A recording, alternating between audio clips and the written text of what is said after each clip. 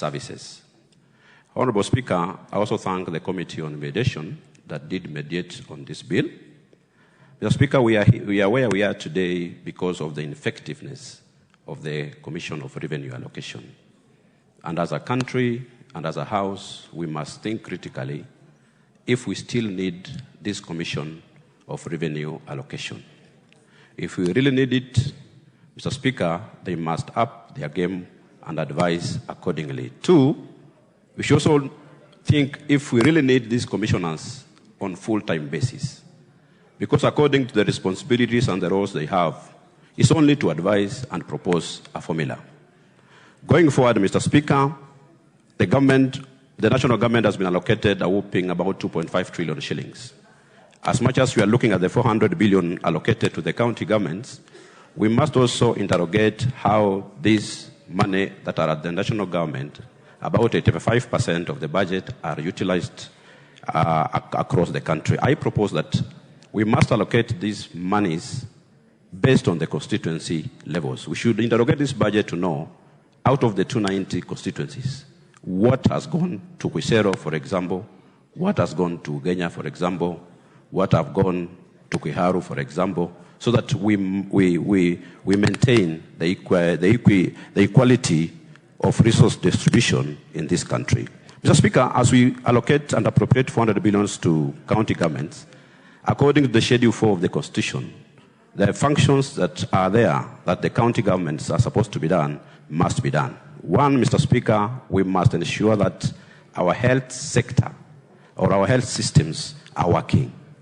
Our people in the villages must be able to access quality, must be able to access safe, must also to access, the health sector must also be accessible to these people so that they can be treated. Two, we look at the issue of water. We must ensure that we have safe water to our people, and this water must be also accessible to the doorsteps. Mr. Speaker, as we finish, we must also allow those kings, those patriots, those people who have fought for devolution of this country. One, Mr. Speaker, as we support, we must also appreciate the Azimio leader, Mr. Raila Odinga, who has really fought for devolution of this country. Mr. Speaker, as we wish him well as he goes to the African Union, we must all laud him for his efforts that he did to ensure that devolution works in the Republic of Kenya.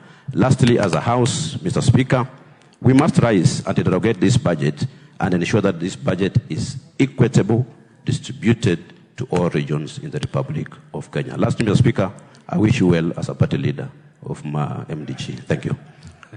Thank you. The last one is most important, actually. The member for Kisii. Thank you, Mr. Speaker.